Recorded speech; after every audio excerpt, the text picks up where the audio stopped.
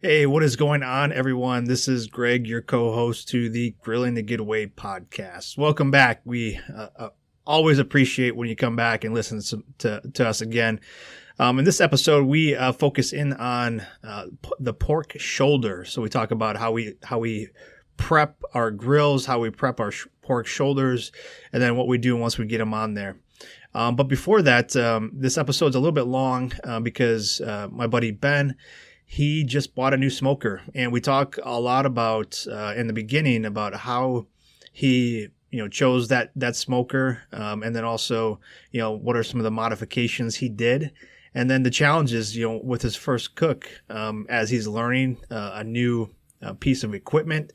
There's some challenges that go into that, so we talk about that too. So we hope you enjoy this one. This one is twofold. So we talk about Ben getting his new smoker, and then we talk about pork shoulder. Personally, one of my favorite things to smoke. So we hope you enjoy this one.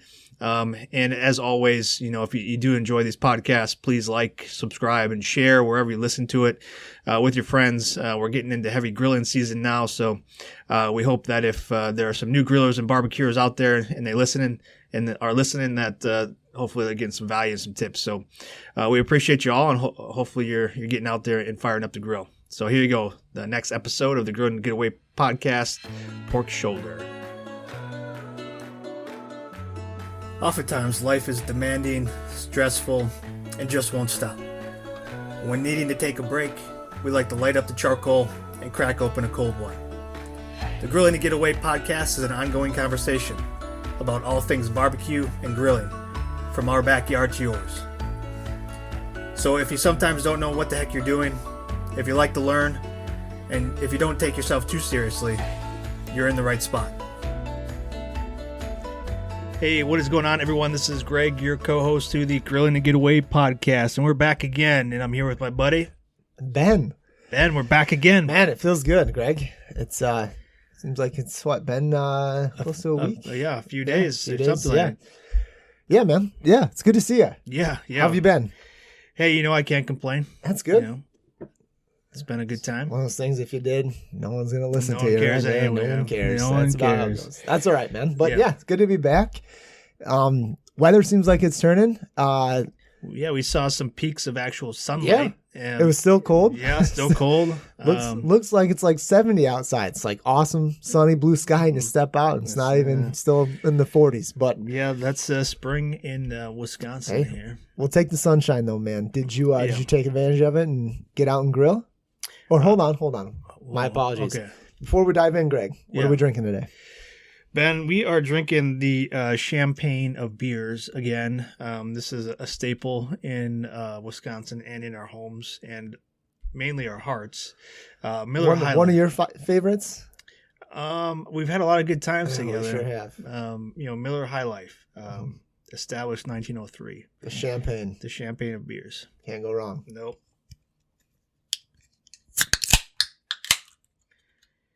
Sounded good. Yeah, it always does. Ooh. Oh, it's like drinking a time capsule. God, yeah. Takes me back, Greg. Take you back. A lot of good times with these, huh? Oof. And these are tall boys, so Sure, what are they, 16 ounces? Yep. Got them for you for your birthday. For my birthday, huh? My birthday's in January, man. I forgot. No, sorry. Yeah. I'm just kidding, man. That's right. No, it was a joke. Yeah, so did you take advantage of the nice weather? Sun was out. Yeah. I tried some let's see. I had some chicken breasts that I bought again because I really enjoyed them from the meat market down the street. Okay. So Danny's Meats in Racine. They have these really again, they're farm fresh like chicken breasts, but they're not like huge. So not like the probably the genetically modified ones you're getting in the grocery store. Yep. They're kind of more maybe like your palm size of your hand. How thick, Greg? They're thin, so it's probably about a good maybe 1.5 to 2 inches. Okay. And it's they're so different. Yeah, you can't explain like the taste. Like they just taste fresh. You can kind of tell, can't you? Yeah, and they're still real juicy. Like yeah. These ones are direct grill, so I put them on the Weber, and again, it just takes a few minutes per side. Season them real light with a little bit of our all-purpose barbecue seasoning, and it was fantastic. Like I went through like 2 pounds in like 2 days. Jeez. Yeah. Well, just crushed them. yeah. Well, I mean, The boys liked them and stuff. Boys liked them too. They make a nice little, meal. When you like, obviously I had a bunch left over from dinner. So then the next day, for lunch, and then, maybe a little bit of snack, so it was good. So I did some of that. And I didn't get to that, venison roast, so I owe you beers. So close, man. Well, that's okay. We'll keep pushing for it. And, honestly, it sounds like it's just still seasoning in the fridge. It is, yeah. It's another week of getting ready. So, no, that's all right, man. We'll keep pushing for it, and hopefully we'll get there sometimes. Right. Sometime before the next hunting season comes. Yeah. Okay. Yeah. So, what about you? Did you get out and do anything on the grill? Heck yeah, man. I took advantage of the nice weather and stuff. Did kind of a few things. One day I kept it real nice, light, easy, and I smoked did some Cheez-Its and some Cheetos, like the puffs. Oh, okay. To give it a go. I think you've done the Cheez-Its before, and have posted the recipe. I have, yeah. We talked about it. Yeah. I don't know if we've talked about it too much. It's on the website if people want to go check it out. Burn Pit BBQ.com. Just search in the search bar smoked Cheez-Its. Yeah. So, all I did just put a little bit of olive oil on there and stuff. Not too much, just to kind of so it would coat it and catch it. I used our pop smoke Memphis style. Yep. And then a touch of fire in the hole, just to give it just maybe a little bit of a bite, but no, not too bad. My son, he's been taking it for snack at school, so I'm like, hey, give this to your buddies. Let them try it. So get them started young. Absolutely. So and the cheese puffs were I liked them. My son liked them. My wife and daughter did not. But why? What was the critique on those? I'm not sure. They just said that they liked the originals better. Okay, so fair enough. I said whatever. Yeah, it's fine.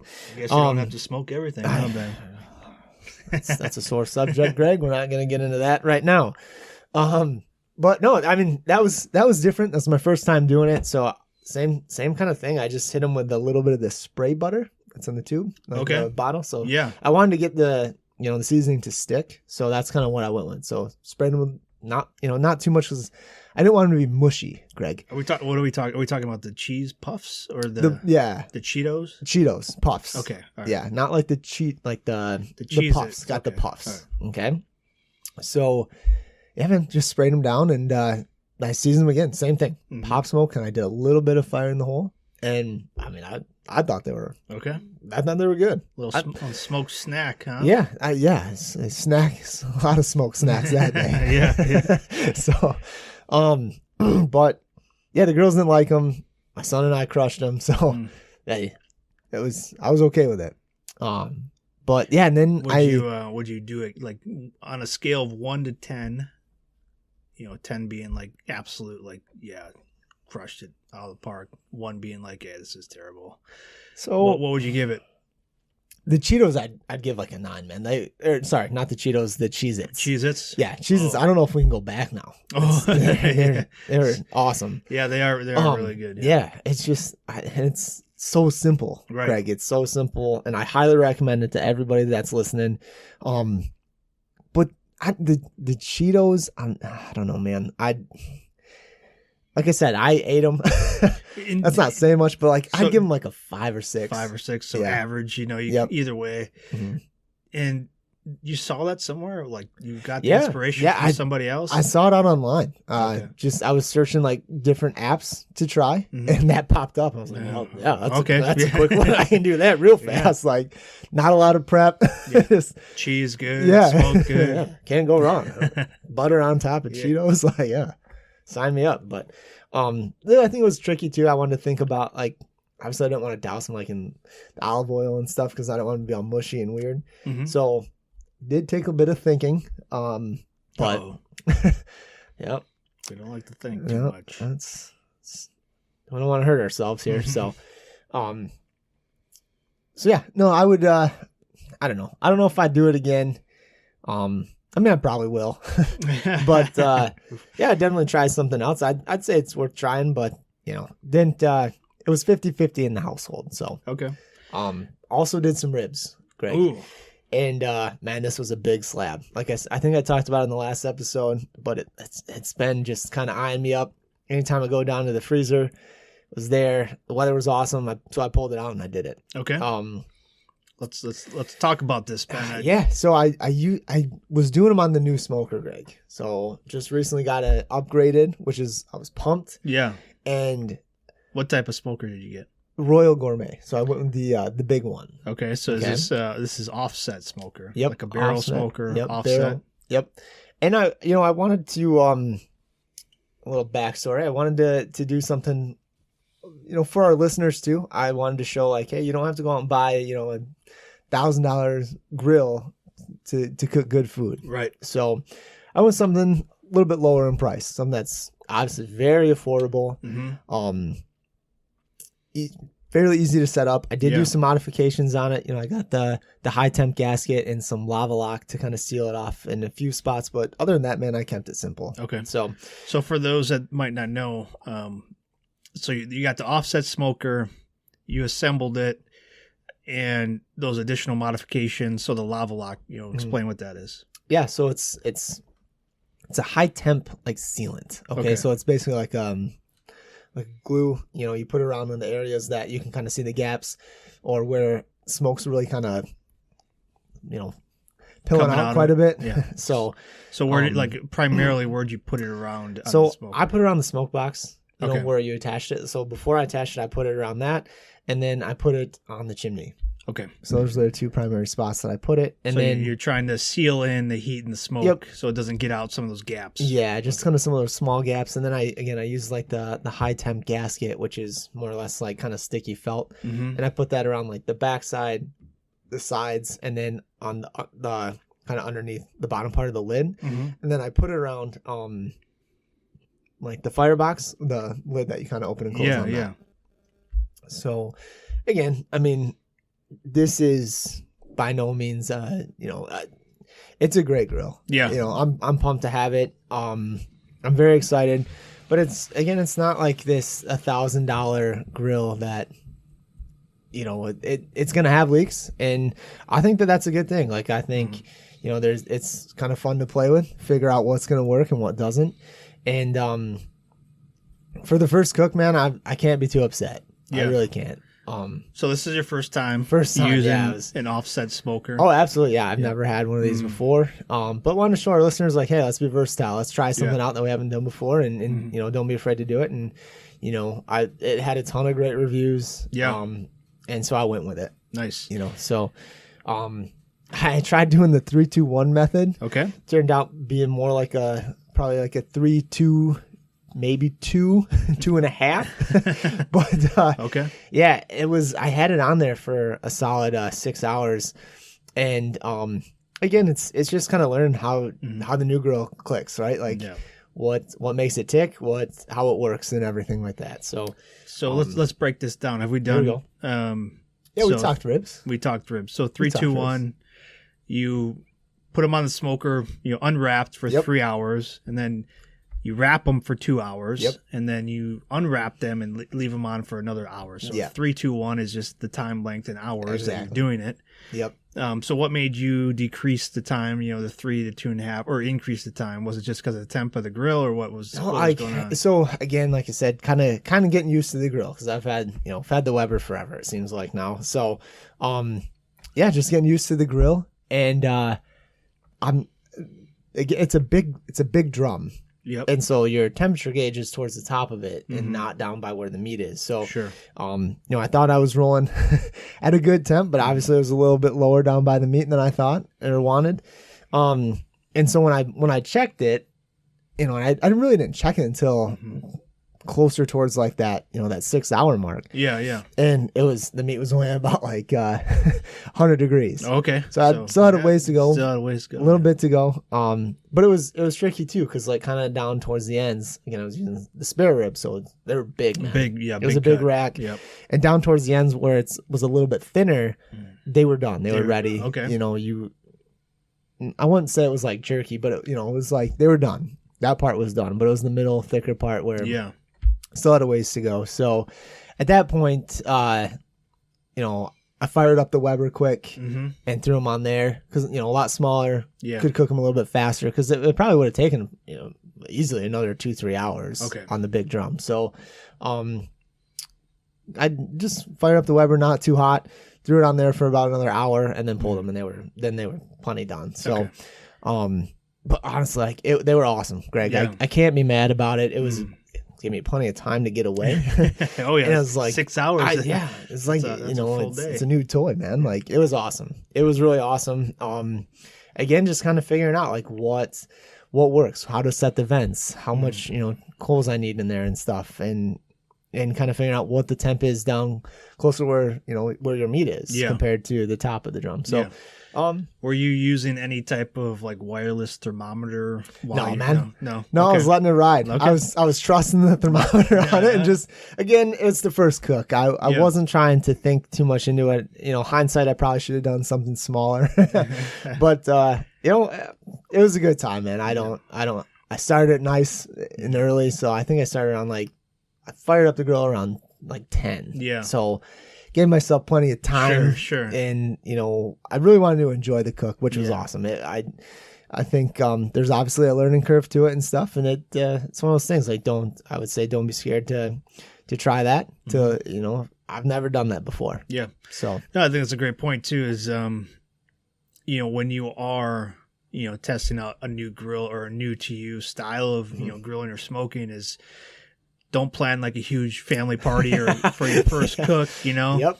And then like I did with my first, Weber, like I tried to do a brisket right away. Like don't try and do a big expensive type of meat, do something that you and plan time to do it, knowing that it might not work out the way that you want it to work out. Because you're just getting used to the setup. You're getting used to like the temp, so, that's a good point. To be able to, try new things, but give yourself an out. Like you said, you got the Weber. Your family's probably hungry. They want dinner. So let's just throw it on there. And luckily we had some other options and stuff. We had some things in place kind of for the kids. Cause I knew once I hit that, check the temp and I was like, this isn't going to be done in time. So we had a backup option, just kind of knowing, going into it and stuff. Pizzas in the fridge. Or? Oh, well, they were fine. Okay.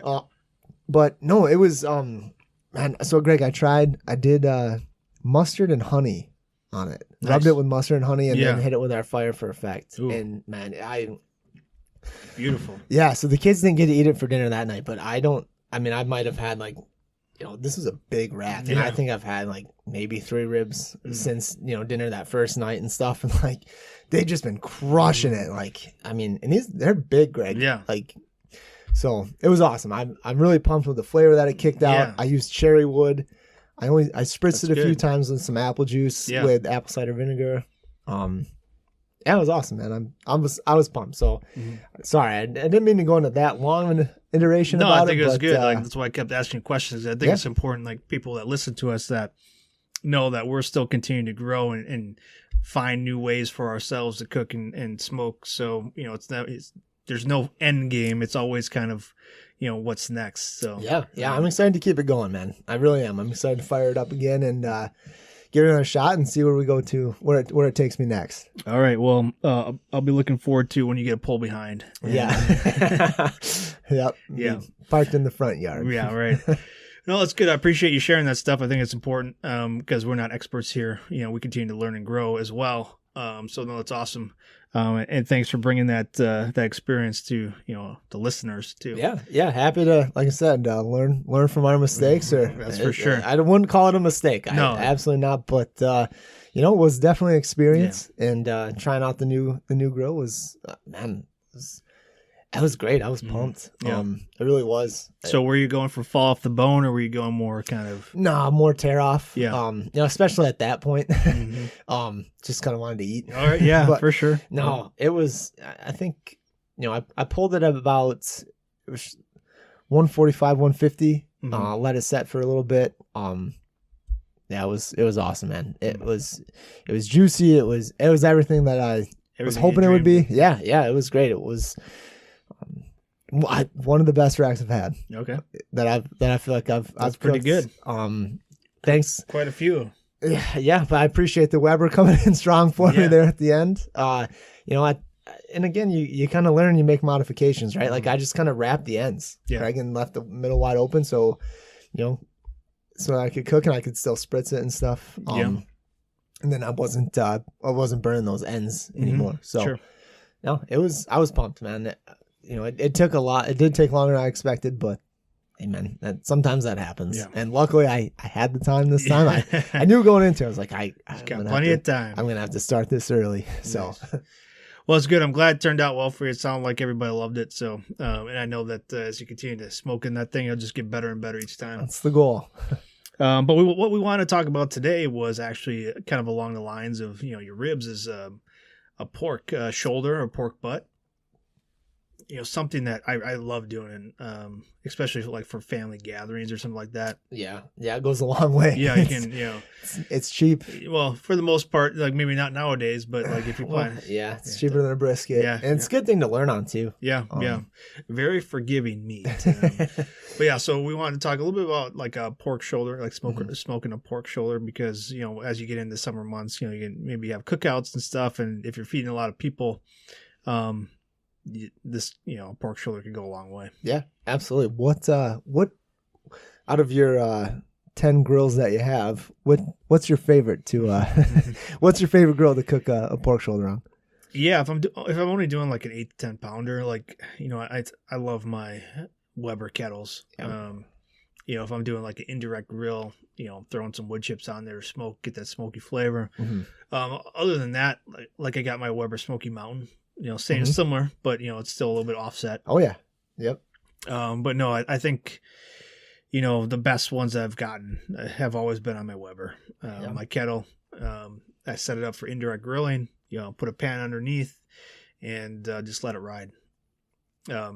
So that's a good point. So what do you use usually? You got your Weber. You got your water smoker too. Yeah. I've only used the Weber for those ones so far. Okay. So same way, man. I love how it cooks it. It's reliable. It's easy to keep kind of feeding when you need to and stuff. I think it's important too for those.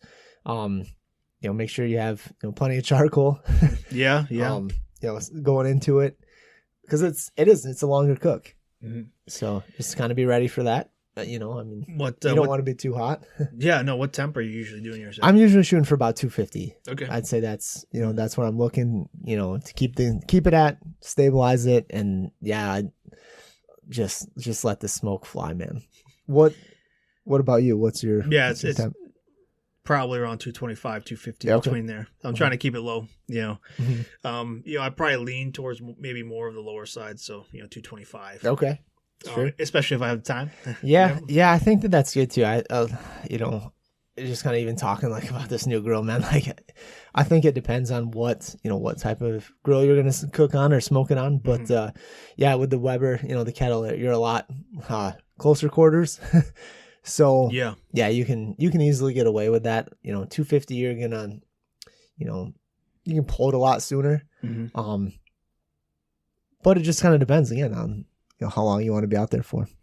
Yeah. So how are you setting the smoker up then? Or setting your kettle up?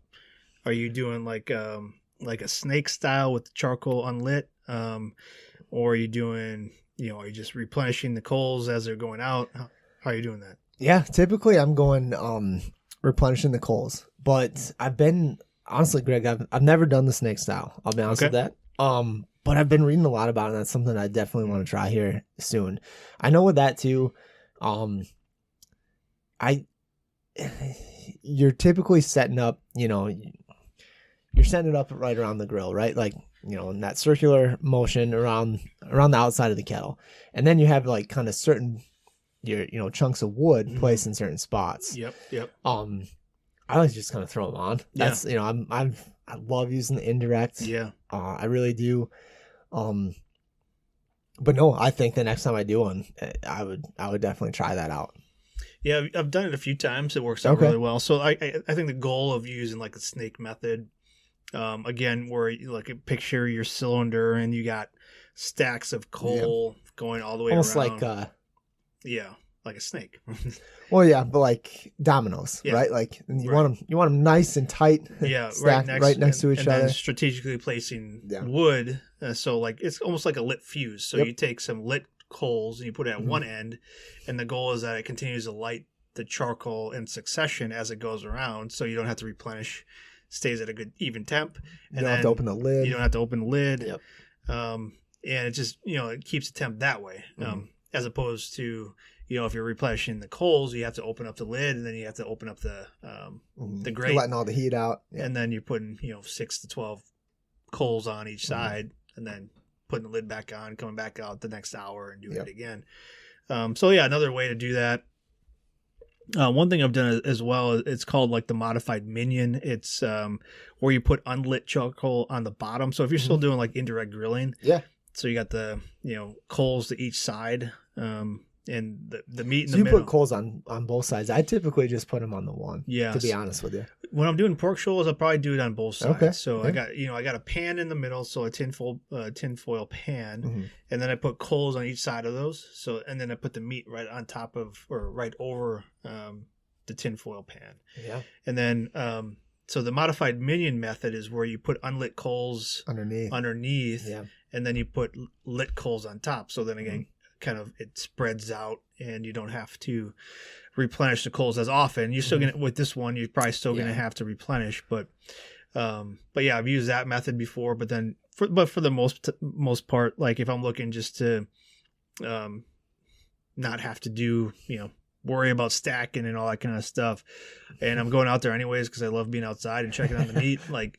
I'll usually just do replenish it like every once an hour within some 12 6 to 12 charcoals depending on how the temp is. Yep. Okay, so we're looking to keep it 225 250. So Greg, when you do the snake method, are you just doing like a single row around, like 1-1, or are you doing like a 2-1, like where you have 2 on the bottom, 1 on top? Kind of what are you trying to get here? Yeah, I'm doing the 2 on the bottom, 1 on the top. Okay. So it's like so the first layer is 2, and then the top is 1. So almost like a pyramid, right? And then it's going all the way around that way. And how many chunks of wood are you putting throughout? Yeah, I'm 3, 4. Yeah, maybe 3. Okay. Maybe 4, depending. Sure. How big it is, but again, that's just again once you get to those coals, that wood lights up, smoking it again. So yeah. Yeah, and we got the smoker set up. So how are you prepping your pork shoulder? And I love to go with the pork, man. I really use apple juice a lot. Okay, that's good. Pork and apple juice goes well. Yeah, I'll do again kind of same thing, like apple cider vinegar. So I'll use kind of a 3-to-1 ratio, I guess. It maybe not quite that much, I guess. Apple cider vinegar, I'll try and keep it on like a more towards the lower side, but it definitely kind of breaks down the meat a little bit and stuff. Tenderizes it and stuff. So yeah, if I can do that, that's what I'm gonna go with. I'll try and let it soak in that. Yeah. If I can for an hour, 2 hours, and then I'm gonna season it and then try and wrap it. The day before. Okay. Before you do that, do you some of these come with like a fat cap on it? Oh yeah. Do you trim that? I do. Okay. I do. Yeah, I try and I'm not a big fan of that. I don't want to have my pulled pork or whatever I'm doing with it and stuff. Like I don't. Yeah, because I really don't want a bunch of fat in it. I saw a question come up in one of the groups I'm a part of. Is someone asked like, do you score the fat cap on top of it? I guess they do with the brisket as well, but like usually I'm trimming like the same way. Like I'm trimming the fat to maybe a 1/4 inch. I still would like to keep a little bit of that on there, but definitely cooks well. It provides like some juices to it and stuff. I think that drips into the meat and stuff. I think for the most part, like if you're cooking it low and slow, like that fat will render, but then it also just drip down and then end up in the pan anyways. So I don't know how much moisture you're gonna get from to keep your meat moist, but everybody's a little bit different. So I usually and it's easy to cut off at the end too. Yeah. So I usually trim to about a 1/4 inch. And then I go through my process. So it sounds like you rub it with some apple juice and some apple cider vinegar, and then put your rub on, and then you wrap it up, and then you're overnight or a couple hours. Yeah, as long as I can. Really kind of let it soak in there. Let everyone get to know themselves. Yeah. But yeah, I talked to a buddy today, and he had a tip too and I've never done this. You can tell me if you have or not, but all right, he likes to inject it, and he told me that usually goes with a cup of chicken broth, a stick of unsalted butter, and then what did he say? I think two tablespoons of fire for effect, so our sweet heat. Which is usually when I'm rubbing on the outside, and kind of he melts that all together and lets the butter melt in there, and then he's injecting it with that. Yeah, which is cool. Honestly, I've never injected. Yeah, pork shoulder or something like that. Yeah, I really haven't injected before. No, so Chris, I appreciate you reaching out, letting me know about that. So thank you so much for the tip, man. I'll have to try that out. Yeah, I'll have to try it too, because I guess you can't go wrong with butter. What else was chicken broth, and then I guess you can't go wrong with that. So so thanks, Chris, again. Appreciate the tip, man. So I'd say give that a shot too. I've never injected my pork shoulder, but it sounds good to me. Hey, that's I'm definitely in. Yeah, and I keep it pretty simple too. Like I don't inject like that, but I usually use a binder. It's either olive oil, but most times I'm using yellow mustard. Oh, man, you can't go wrong. And then I'm keeping it simple. I'm sprinkling it with our sweet heat, and then I'm also mixing in some of our all-purpose barbecue rub. That's basically it. That's pretty much all I do as far as the prep work goes. And then I wrap it up. Again, I'm letting those flavors mingle and melt together for a little bit overnight, because like I said, like I'm usually planning for a party or something like that. So I've got time. I'm planning it out, and let them sit overnight before I throw it on smoker the next day. So are you all right? You're talking about getting ready for this party now. Are you doing this like 2 days in advance, and you're going to smoke it the next day, or are you smoking it the day of the party? So I've done both. Okay. Which do you prefer, knowing that it's it's a longer cook? So I don't mind being by myself, during a party, Sure. but as far as the ease of having everything done, usually like the day before, or if I can get it done like the morning of, maybe I start real early in the morning, and people are coming over in the afternoon. Then I can have everything all done, ready to go, in pans, and then we just heat it up or, keep it warm when it's time to eat. So I've done it both ways. I'll say the less stressful way is to do it the day before and then just reheat it. But, it depends on, what's going on. If it's nights outside, I'll wait a little bit and then, see how, it's taking a little bit longer than I thought. Shoot. I need some warm beers or something. Yep. The cooler's right outside next to the grill, isn't it? Yeah. So, again, it depends, but for ease, I'll do it probably a day in advance, just so I know everything's good. We're ready to go. And then the day of, I don't have to stress about it. Yep. I'd say that's a good recommendation. If you're, especially for like the kids' birthday parties and stuff, like, man, I'm with you, man. I'm definitely one to like to grill that day. And if I can get out, I'll spend some time out by the grill. But just for kind of the ease of things, doing it the day before definitely helps. Yeah. Okay. So we got it prepped. We got it ready. Smoker's ready. It's on, 225, 250 in between there. We're putting it on. What type of wood do you like to use when you're smoking? I love the fruity ones. Yep. We all know that. No, I'm going cherry or apple. Yeah. Those are really my big two go-tos, especially for ribs, pork shoulders like that. I'm using the big chunks so they will last a bit. You're going to get a good smoke out of them and stuff, a lot of good flavor. So those I am, I like to use the apple too, but I'd say cherry's probably my favorite. Yeah, I lean towards apple. Yeah. especially when I'm doing like a pork shoulder. Mm-hmm.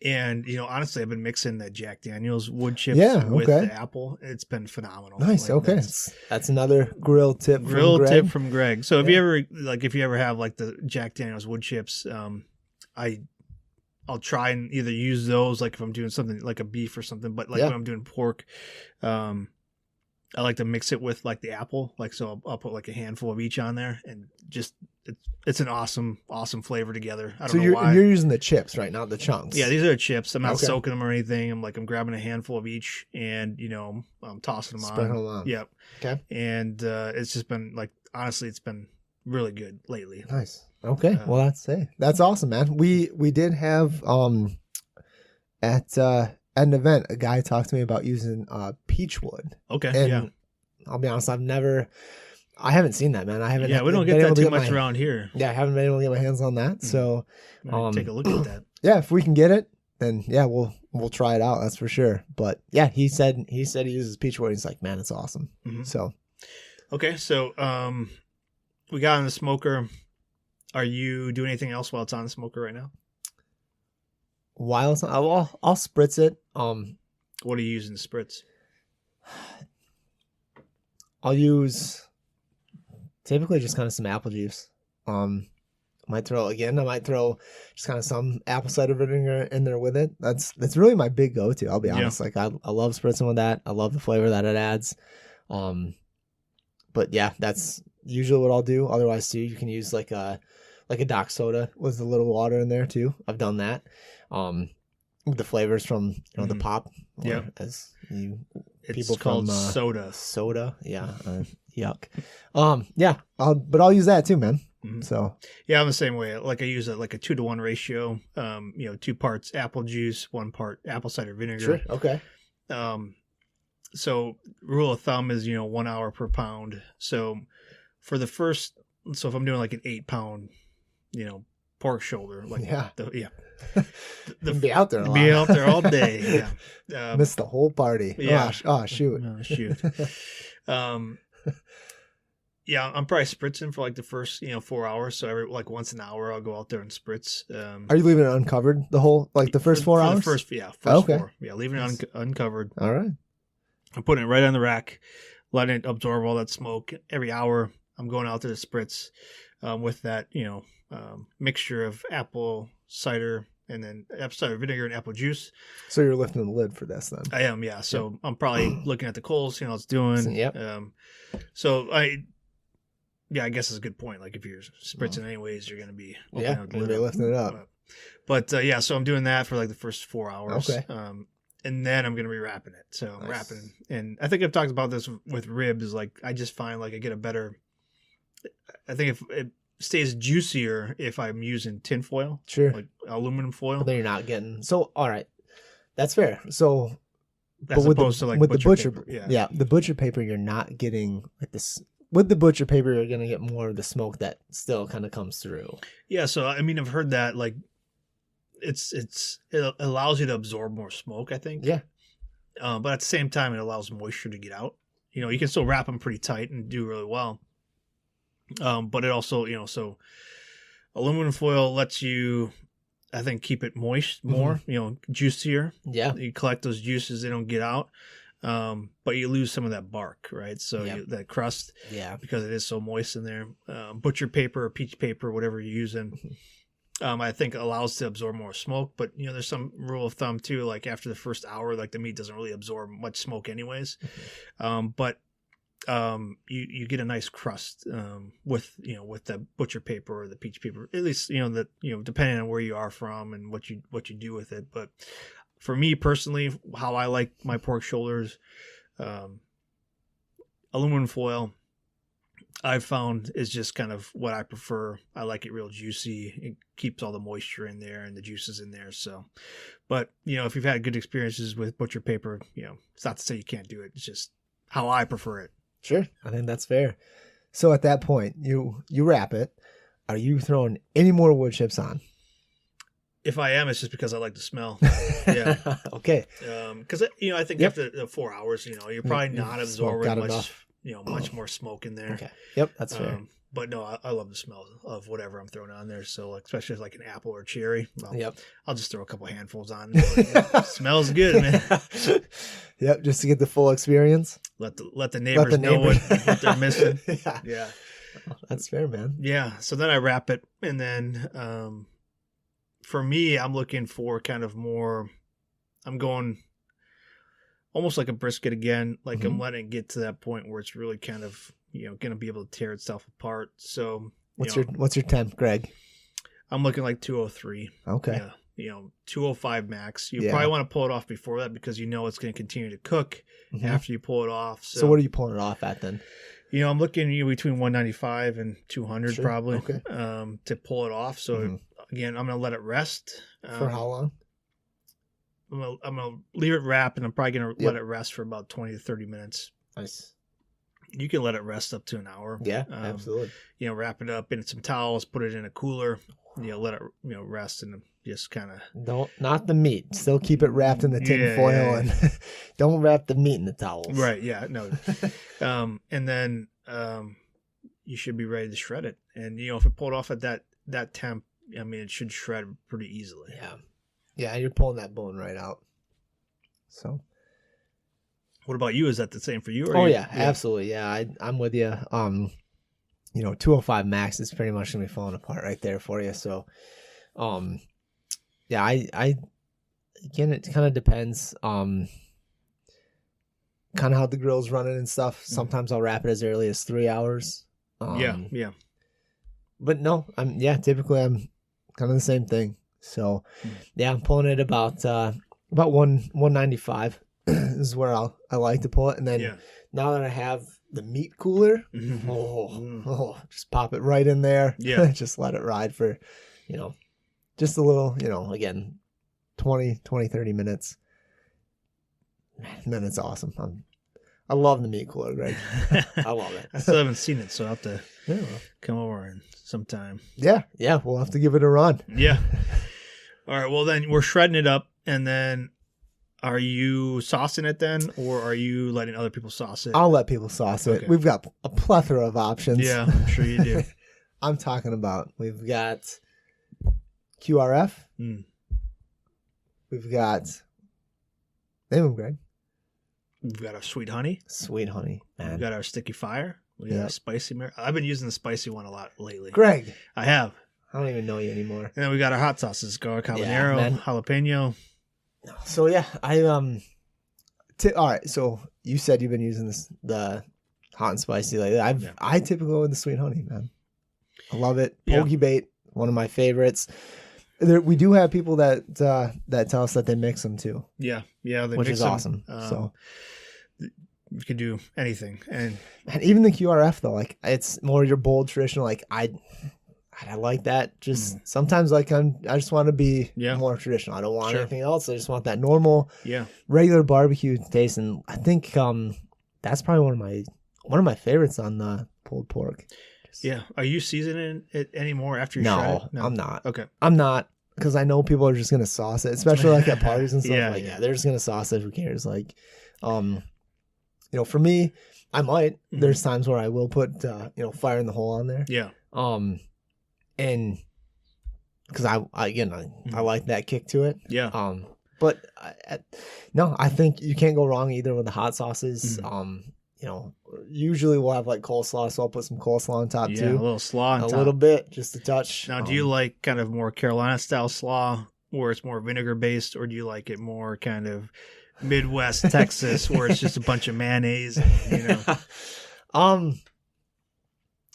be honest, man. I just typically we'll buy just like the jar. So whatever's easiest. Like if we're doing it for the parties, then we'll just do that. But I'm more of a Midwest guy. Like you can see me. Yeah.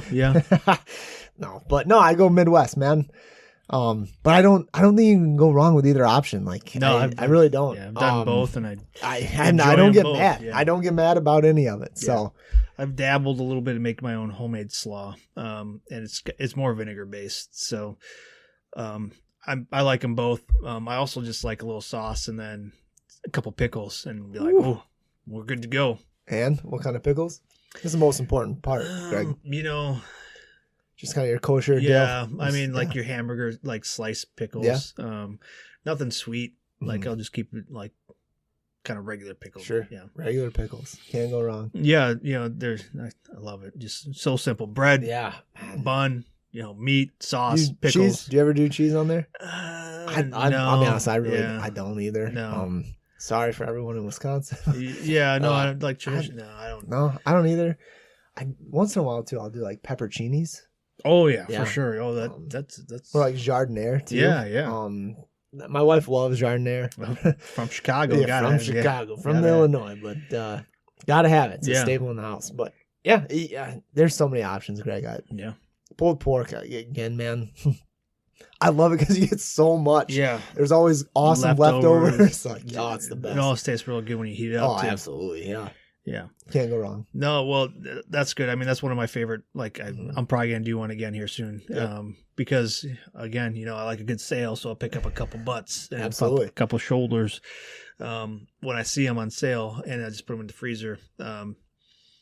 But good, man. Well, we went real long on this one. Yeah, my apologies. I took up quite a bit of time. Like I wanted to talk about that and hear your experience. So I thought that was good. And then I also wanted to get to the pork shoulder because I love talking about pork. And then got carried away a little bit. Well, at least this time we didn't have to call and phone a friend. But that helps. Yeah. But okay, well, I won't ask you what you're doing because we're running long. But we just wanted to say that we appreciate everybody listening. Thanks again, for continuing to, share the podcast with people that that might be new to grilling or just, want to have some fun, crack open a beer with us. But we appreciate you all. Ben, anything to add there? No, weather's turning. So, if you haven't gotten out, fire up the grill. It's been in the shed too long. Time to get it out and get ready for summer. Yeah. Hopefully it's just around the corner, man. Yeah. So thanks again, everybody. We appreciate all of you. And again, if you have any tips, anything you have to add or any recipes that you want us to try or check out, please feel free to send them our way. We're willing to give it a go. Or if you have anything any tips, like I said, thanks again, Chris. We'll make sure and give you a shout out. Yeah. So we appreciate everybody. Mm-hmm. Take it easy. Well, we'll see you next time. Cheers.